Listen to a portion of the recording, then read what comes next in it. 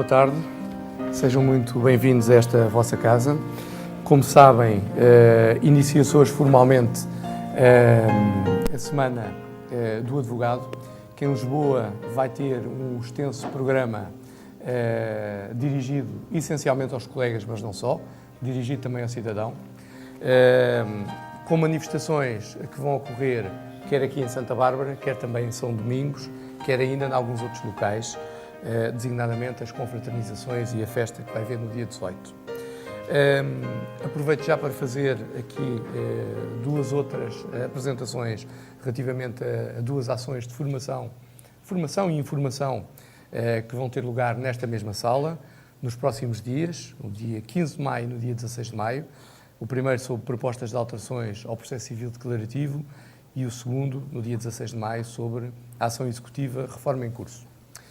Para hoje vamos ter uma intervenção do Dr. Sérgio Castanheira, que se encontra aqui à minha esquerda, e que é adjunto de Sua Excelência a Ministra da Justiça, e que se vai referir aos principais objetivos da alteração ao regulamento das custas processuais. Depois vamos ter um comentário à sexta alteração ao regulamento das custas processuais, da autoria do Sr. Juiz Conselheiro Salvador da Costa. Como sabem, é seguramente a autoridade mais reputada em termos de custas que existe em Portugal. Tem uma extensa história de colaboração, designadamente com a Ordem dos Advogados, partilhando o seu saber sobre estas matérias e, portanto, é um privilégio enorme termos connosco estes dois oradores.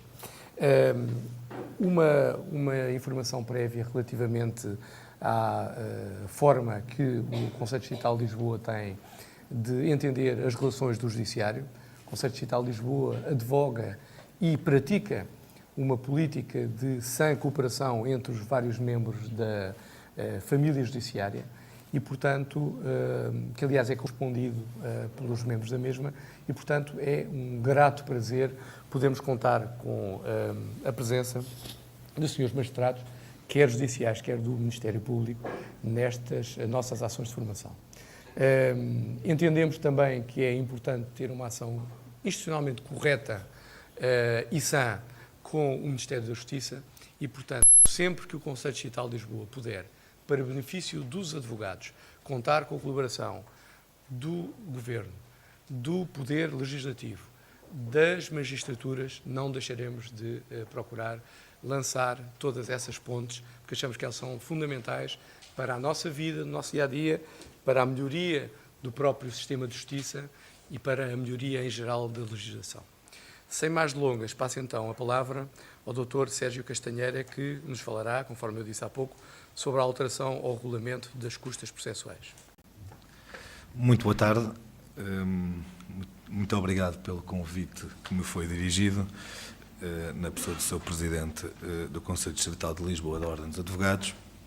E, antes de começar apenas a traçar os objetivos gerais desta alteração, queria fazer apenas uma nota prévia no sentido de facto, é uma honra para mim poder estar na mesma mesa que o Sr. Juiz Conselheiro Salvador da Costa sobre qualquer tema, mas mais particularmente sobre este tema. É de facto uma honra e eu, de facto, quando fui convidado, transmiti a ideia, bem, eu não sou a pessoa mais certa, eu deveria estar desse lado. E penso que o farei, ainda que esteja aqui fisicamente, assim que acabar de apenas explicar os motivos gerais e os objetivos principais desta alteração, sei que muito vou aprender com o Sr. Juiz Conselheiro, que, aliás, agradeço toda a colaboração que tem sido prestada ao Ministério da Justiça e no desenvolvimento, mais concretamente, deste trabalho. Posto isto, apenas poderia falar em vários objetivos, mas decidi, quando estava a preparar esta comunicação, decidi que o essencial é que importa, ou seja, não me quero estender muito e apenas quero realçar 2, 3 pontos principais para que possamos ficar com uma ideia muito concreta, ainda que genérica, mas muito concreta, do que se pretendeu.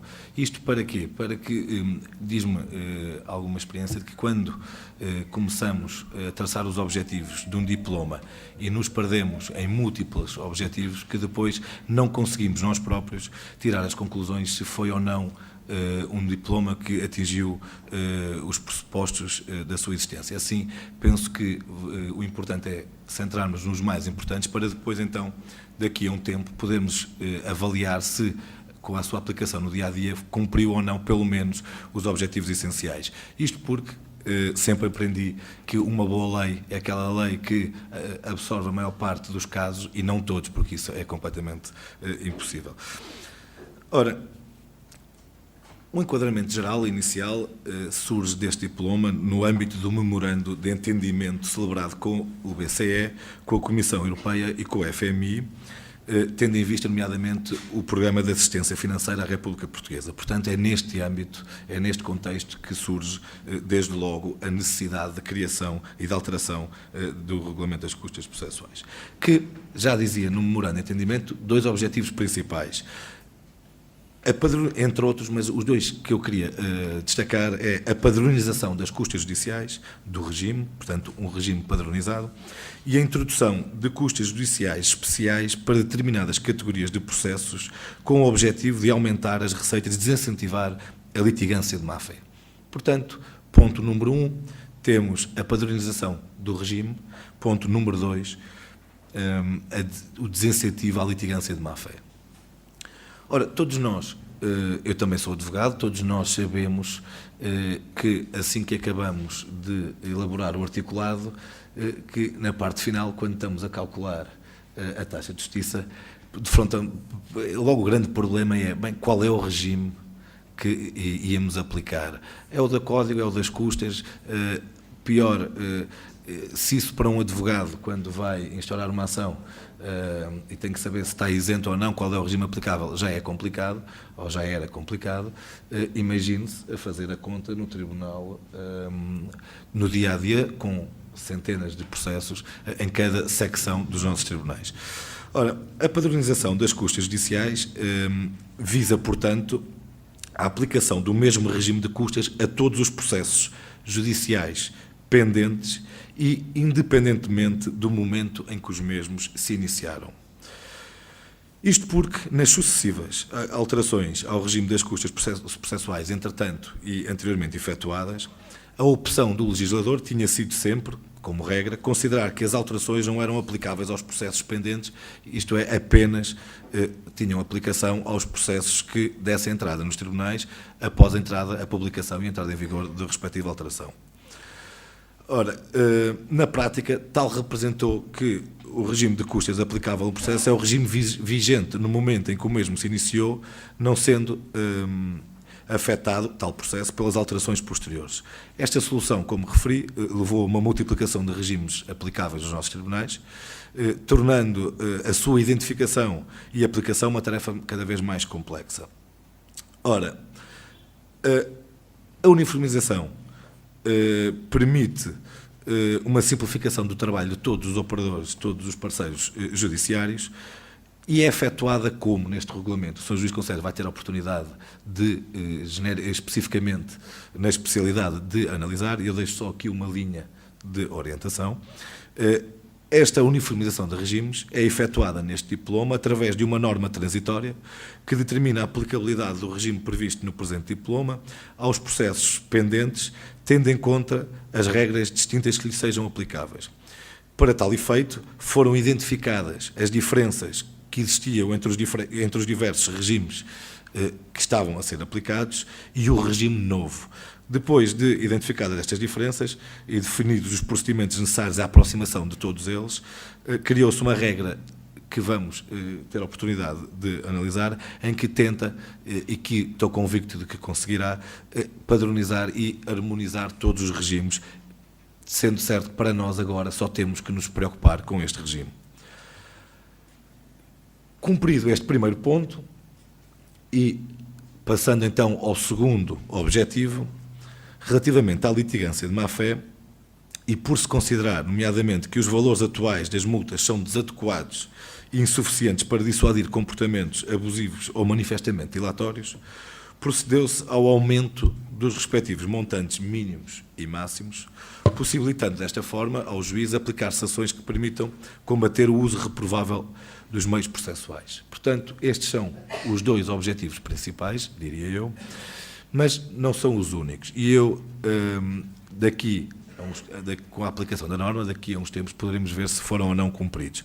Cumpridos que estejam estes dois e que nada de mais haja, parece-me que é uma boa norma se assim constatarmos no futuro.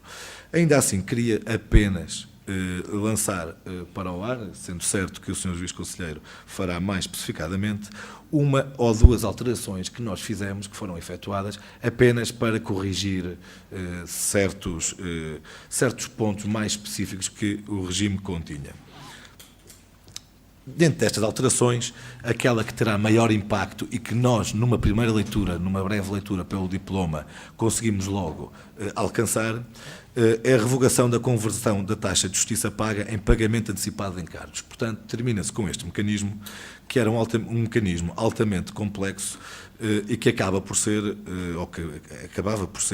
um obstáculo à capacidade de previsão e de gestão das receitas geradas pelo sistema da justiça. Assim, terminando com este mecanismo, cria-se em sua substituição e optou-se por uma solução mais simples, que já é do conhecimento de todos nós, prevendo duas prestações da taxa de justiça. Portanto, prevê-se a dispensa do pagamento da segunda prestação e não há cá mais devoluções, mais compensações necessárias para efetuar.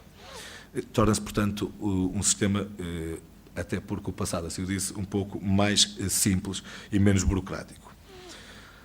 São depois também efetuadas pequenas alterações à taxa de justiça em processo penal e contra-nacional e procede-se também igualmente à definição do momento do pagamento da segunda prestação da taxa de justiça. Portanto, penso que o Decreto-Lei 52 de 2011 não tinha estipulado o momento em concreto e agora passou-se concretamente a prever esse segundo momento. Prevê-se expressamente o direito dos intervenientes acidentais, estamos a falar de consultores, peritos, tradutores e intérpretes, a oferirem despesas de transportes, consagrando-se uma prática já adotada pelos tribunais, mas relativamente à qual a redação do regulamento levantava algumas dúvidas. Por fim, e para terminar, é criado aqui um incentivo excepcional à extinção da instância que, visando a diminuição da pendência processual nos tribunais portugueses, é também, e igualmente, uma medida adotada no âmbito da padronização das custas judiciais, já que permitirá ao autor desistir de um processo sem pagar mais por isso, caso considere, o tal autor, que, face às novas regras processuais aplicáveis, não se justifica manter a ação em tribunal. Assim, passa a ser possível desistir, transigir ou confessar no âmbito dos processos que tenham já dado entrada nos tribunais até ao dia 13 de fevereiro, data da publicação da Lei 7 de 2012, ou resultem da apresentação à distribuição de providências de instrução requeridas até à mesma data. No entanto, e passo a entrar um pouco, só para terminar, mais específico, no entanto, para que não haja lugar ao pagamento de quaisquer taxas de justiça adicionais, a desistência voluntária de processo deve ser apresentada até um ano após, penso eu, a entrada em vigor da lei. Nestes casos, não haverá, então, restituição do que já tiver sido pago a título de custas, nem salvo motivo justificado à elaboração da respectiva conta. Tal medida vem também, e acabo como terminei, ao encontro da necessidade de eliminação de pendências dos tribunais, também ele previsto no referido memorando de entendimento celebrado com o Banco Central Europeu, com a Comissão e com o Fundo Monetário Internacional. Isto é, traçado estes objetivos principais, mas naturalmente voco a focar-me nos dois primeiros, penso que este diploma vai-nos facilitar, e é isso que interessa, vai facilitar a vida de todos nós no dia-a-dia, nos nossos escritórios e dos demais intervenientes processuais, nomeadamente dos juízes e dos secretários judiciais nas referidas secções dos tribunais. Muito obrigado.